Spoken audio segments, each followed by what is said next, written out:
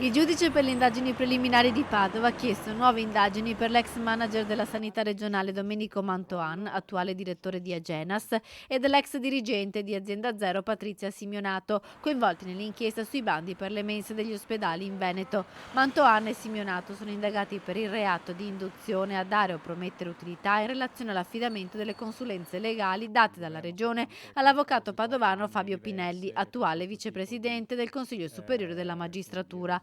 Per quest'ultimo però il procedimento è stato archiviato, per il giudice infatti non c'era alcun reato. Posizione archiviata prima della sua candidatura al Consiglio Superiore della Magistratura.